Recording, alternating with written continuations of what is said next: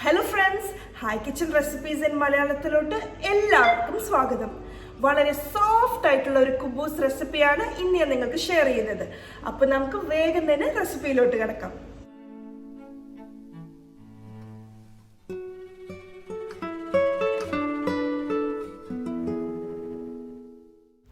ഒന്നര കപ്പ് നേരിയ ചൂടുവെള്ളം ഒഴിച്ചു കൊടുക്കാം. ഒരുപാട് ചൂട് കൂടിയിട്ടുണ്ടെങ്കിൽ നമ്മൾ ഈസ്റ്റ് ചേർക്കുമ്പം അത് പ്രോപ്പറായിട്ട് ആക്ടിവേറ്റ് ആയി കിട്ടില്ല. അതുപോലെ തന്നെ പച്ചവെള്ളം പോലെ ആയാലും അതങ്ങനെ കറക്റ്റായിട്ട് വരില്ല. അപ്പോൾ നേരിയ ചൂടുവെള്ളം തന്നെ ചേർക്കാൻ ശ്രദ്ധിക്കുക. 2 ടീസ്പൂൺ പഞ്ചസാര ചേർക്കുക.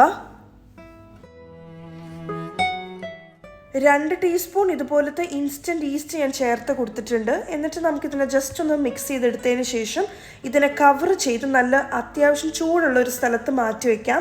ഞാനിതിനെ ഓഫ് ചെയ്ത ഓവൻ്റെ അകത്താണ് ഒരു 10 മിനിറ്റ് മാറ്റി വെച്ചിട്ടുണ്ടായിരുന്നു. അങ്ങനെ 10 മിനിറ്റിന് ശേഷം ഇപ്പം നിങ്ങൾക്കത് കാണാൻ സാധിക്കുന്നുണ്ടോ എന്ന് അറിഞ്ഞൂടാ, ചെറിയ ചെറിയ കുമിളകൾ പോലെ ഇതുപോലെ നന്നായിട്ട് ആക്ടിവേറ്റ് ആയിട്ട് വന്നിട്ടുണ്ട്. ഇനി നമുക്ക് ഇതിലോട്ട് 2 കപ്പ് ഗോതമ്പ് പൊടി ചേർത്ത് കൊടുക്കാം. ഞാനിതിലോട്ട് 1 കപ്പ് മൈദ ചേർത്ത് കൊടുക്കുന്നുണ്ട്. 3/4 ടീസ്പൂൺ ഉപ്പ് ചേർത്ത് കൊടുത്തിട്ടുണ്ട്. ഇതിലോട്ട് ഞാൻ 2 ടീസ്പൂൺ ഒലിവ് ഓയിലാണ് ചേർത്ത് കൊടുത്തിട്ടുള്ളത്. നല്ലൊരു ഫ്ലേവറിന് വേണ്ടിയിട്ടാണ്. ഇനി നമുക്കിതിനെ നന്നായിട്ട് കുഴച്ചെടുക്കാം. അപ്പോൾ പലവർക്കും വരുന്നൊരു സംശയമായിരിക്കും, ഇതിൽ ഗോതമ്പൊടി ചേർക്കുമ്പം കുബൂസിന് എത്രത്തോളം സോഫ്റ്റ്നെസ് കിട്ടുന്നത്. പക്ഷെ നിങ്ങൾ ആരും ടെൻഷൻ അടിക്കേണ്ട. നിങ്ങൾ മൈദയും കൊണ്ട് ഉണ്ടാക്കുമ്പോൾ എത്ര സോഫ്റ്റ് ആയിരിക്കുമോ അത്രയും സോഫ്റ്റ്നെസ്സിലും അത്രയും രുചിയിൽ തന്നെയായിരിക്കും ഈ ഒരു കോമ്പിനേഷൻ ചെയ്യുമ്പോഴും നിങ്ങൾക്ക് കിട്ടുക. ഇപ്പം നിങ്ങൾക്ക് ഗോതമ്പൊടി വേണ്ട, മൈദ വെച്ചിട്ട് തന്നെ ചെയ്യണം എന്നുണ്ടെങ്കിൽ ഈ ഗോതമ്പൊടിക്ക് പകരം നിങ്ങൾക്ക് മൈദ ഉപയോഗിക്കാം. ഞാനിതിലോട്ട് 2 കപ്പ് ഗോതമ്പൊടിയും 1 കപ്പ് മൈദയാണ് എടുത്തിട്ടുള്ളത്. അപ്പോൾ നിങ്ങൾക്ക് 3 കപ്പും മൈദ എടുത്ത് വേണമെങ്കിൽ ചെയ്യാം. പക്ഷേ ഇതിലോട്ടുള്ള ചിലപ്പോൾ കുറച്ചും കൂടെ പൊടി കൂടുതൽ വേണ്ടി വരും. ഞാൻ ഇന്ന് പറയണേലും കൂടുതൽ പൊടി ചിലപ്പോൾ വേണ്ടി വരുമായിരിക്കും, അല്ലെങ്കിൽ ചിലപ്പോൾ കുറച്ച് കുറവ് പൊടി മതിയായിരിക്കും. അപ്പോൾ അതനുസരിച്ച് നിങ്ങൾ അഡ്ജസ്റ്റ് ചെയ്യുക. ബാക്കി എല്ലാത്തിൻ്റെയും മെഷർമെൻറ്റ് ഒരുപോലെ തന്നെ വെക്കാനായിട്ട് ശ്രദ്ധിക്കുക. ഇപ്പോൾ ഇതിലെനിക്ക് കുറച്ച് നനവ് തോന്നി. ഞാനിപ്പോൾ 1/2 കപ്പ് മൈദയും കൂടെ ചേർത്ത് കൊടുത്തിട്ടുണ്ട്. അപ്പോൾ ഇതുപോലെ സ്റ്റിക്കിനെസ് തോന്നുമ്പോൾ ഇനി നിങ്ങൾ ഗോതമ്പൊടി ചേർക്കേണ്ട ആവശ്യമില്ല. ഇനി എല്ലാം തന്നെ മൈദ മാത്രം ചേർത്ത് കൊടുത്താൽ മതി. അപ്പോൾ നമുക്കിതിനെ നന്നായിട്ട് കുഴച്ചെടുക്കാം. ചപ്പാത്തി മാവ് പോലെ അത്രയും പെർഫെക്റ്റ് ആയിട്ട് ടൈറ്റ് ആയിട്ടുള്ളൊരു ഡോ ആയിരിക്കില്ല, കുറച്ചൊരു സ്റ്റിക്കിനെസ് ഉണ്ടാകും. അതായത് ഞാൻ ഇതിലോട്ട് 1 ടീസ്പൂൺ ഒലിവ് ഓയിലും കൂടെ ചേർത്ത് കൊടുത്ത് നമുക്കിതിനെ ഒന്ന് കുഴച്ചെടുക്കാം. അപ്പോൾ വളരെ എളുപ്പത്തിൽ ഇതിനെ ഒന്ന് കുഴച്ചെടുക്കാൻ പറ്റും. അതുപോലെ തന്നെ ഒരു 1/4 ടീസ്പൂൺ ഒലിവ് ഓയിലും കൂടെ ഇട്ട് കൊടുത്ത് ഞാൻ ജസ്റ്റ് ഒന്ന് ഈ ബൗളിൻ്റെ ചുറ്റും ഒന്ന് തേച്ച് പിടിപ്പിക്കുകയാണ്. കാരണം ഇനി നമുക്കിതിനെ കവർ ചെയ്തിട്ട് നല്ല വാം ആയിട്ടുള്ള ഒരു സ്ഥലത്ത് നമ്മളിതിനെ പൊന്താൻ വേണ്ടി മാറ്റി വെക്കണം. ഞാൻ സാധാരണ വെക്കാറ് ഓഫ് ചെയ്ത ഓവൻ്റെ അകത്താണ് വെക്കാറുള്ളത്.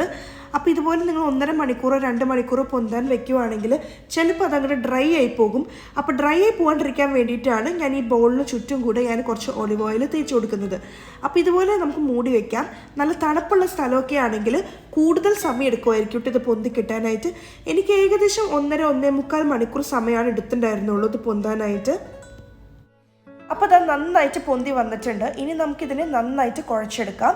അപ്പോൾ നമുക്ക് ഈ സമയത്ത് ഓവറായിട്ട് സ്റ്റിക്കിനെസ് നിങ്ങൾക്ക് വീണ്ടും തോന്നുവാണെങ്കിൽ കുറച്ചും കൂടെ മൈദമാവ് വേണമെങ്കിൽ ചേർത്ത് കൊടുക്കുക കേട്ടോ. ഗോതമ്പൊടിയല്ല, മൈദ തന്നെ ചേർത്ത് കൊടുക്കണം. അതിനുശേഷം ഇതിനെ ഉരുട്ടി പരത്തിയെടുത്ത് നമുക്ക് കുബൂസാക്കി എടുക്കാം. ഒരു ഉരുള എടുത്തിട്ട് ഇതിലോട്ട് കുറച്ച് മൈദപ്പൊടിയും കൂടെ ചേർത്ത് കൊടുത്ത് നമുക്ക് നന്നായിട്ട് ഇതിനെ പരത്തിയെടുക്കാം. അപ്പോൾ ചപ്പാത്തിക്ക് പരത്തുന്ന പോലെ അത്രയും നേരിയതാക്കി പരത്തേണ്ട ആവശ്യമില്ല. ചെറിയൊരു തിക്നെസ്സിൽ വേണം പരത്തിയെടുക്കാനായിട്ട്. പിന്നെ ഞാനിവിടെ 8 കുബൂസാണ് തയ്യാറാക്കുന്നത്. 8 വലിയ കുബൂസാണ്. അപ്പോൾ ചെറിയ കുബൂസ് മതിയെങ്കിൽ കൂടുതൽ എണ്ണം നിങ്ങൾക്ക് ചെയ്തെടുക്കാൻ പറ്റും. അപ്പോൾ ചൂടായ പാനിലോട്ട് ഞാനിവിടെ കുബൂസ് ഇട്ട് കൊടുത്തിട്ടുണ്ട്.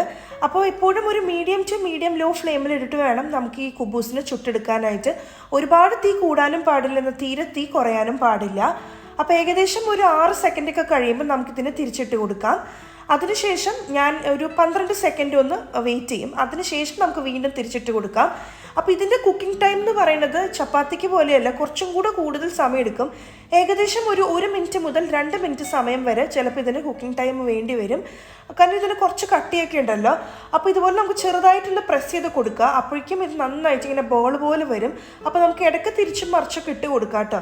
അങ്ങനെ ഏകദേശം ഒരു 2 മിനിറ്റൊക്കെ ആകുമ്പോഴത്തേക്കും മിക്കവാറും ഇത് വെന്ത് കിട്ടിയിട്ടുണ്ടാകും. അപ്പോൾ വെന്തതിന് ശേഷം നമുക്കിതിനൊരു കാസറോളിലോട്ട് മാറ്റി വയ്ക്കാം. അപ്പോൾ നമ്മുടെ കുബൂസ് ഇവിടെ റെഡി ആയിട്ടുണ്ട്. ഇത് കണ്ടില്ലേ എത്ര സോഫ്റ്റ് ആണെന്ന്. ഇത് കാണുമ്പോൾ തന്നെ നമുക്ക് മനസ്സിലാവുന്നുണ്ട് എത്രമാത്രം സോഫ്റ്റ് ആണെന്ന്. എല്ലാവരും ഇത് തീർച്ചയായിട്ടും ട്രൈ ചെയ്ത് നോക്കണം. ഇനി ഞാൻ ഇതിനെ തുറന്നും കൂടെ കാണിച്ചു തരാം.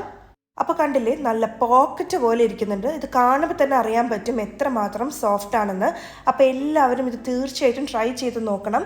ഈ കുബൂസ് ഇനി പുറത്ത് വാങ്ങിക്കാനൊന്നും പോകേണ്ട ആവശ്യമില്ല. വളരെ എളുപ്പത്തിൽ വീട്ടിലുണ്ടാക്കാൻ പറ്റുമെന്ന് മനസ്സിലായില്ലേ? ഇത് വെച്ചിട്ട് നമുക്ക് പല പല റെസിപ്പീസും നമുക്ക് പല റോൾസ് റാപ്സ് ഒക്കെ ചെയ്യാം.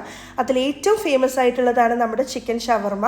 അപ്പോൾ ഞാൻ അടുത്ത എപ്പിസോഡിൽ ഞാൻ ഇതിൻ്റെ ചിക്കൻ ഷവർമ ഈ കുബൂസ് വെച്ചിട്ട് എങ്ങനെയാണ് ഞാൻ ചിക്കൻ ഷവർമ തയ്യാറാക്കിയെന്നായിരിക്കും കാണിക്കുന്നത്. അപ്പോൾ എല്ലാവരും ഇത് തീർച്ചയായിട്ടും ട്രൈ ചെയ്ത് നോക്കണം. കുട്ടികൾക്കും മുതിർന്നവർക്കും ഒക്കെ ഒരുപോലെ ഇഷ്ടപ്പെടുന്ന ഒരു റെസിപ്പിയാണ്. അപ്പോൾ എൻ്റെ റെസിപ്പീസ് എല്ലാം ഇഷ്ടപ്പെടുന്നുണ്ടെങ്കിൽ എൻ്റെ ചാനലിൽ ആദ്യമായിട്ടാണ് നിങ്ങൾ വരുന്നതെങ്കിൽ ഇതുവരെ സബ്സ്ക്രൈബ് ചെയ്യാണ്ടാണ് കാണുന്നതെങ്കിൽ താഴെയുള്ള red colour subscribe button click ചെയ്യാൻ മറക്കരുത്. അതിൻ്റെ തൊട്ടടുത്ത് തന്നെ ചെറിയൊരു ബെല്ലൈക്കൺ ഉണ്ട്, അത് ക്ലിക്ക് ചെയ്യുക. അതോടൊപ്പം തന്നെ ഓൾ എന്ന ഓപ്ഷനും കൂടെ ക്ലിക്ക് ചെയ്താൽ മാത്രമായിരിക്കും ഞാൻ എപ്പോൾ ഇതുപോലെയുള്ള പുതിയ റെസിപ്പീസ് അപ്ലോഡ് ചെയ്യുമ്പോഴും നിങ്ങൾക്ക് നോട്ടിഫിക്കേഷൻ കിട്ടൂ. നിങ്ങൾക്ക് ഈ വീഡിയോസ് എല്ലാം ഇഷ്ടപ്പെടുന്നുണ്ടെങ്കിൽ ലൈക്ക് ചെയ്യാനും ഷെയർ ചെയ്യാനും മറക്കരുത്. Thank you so much for watching. By.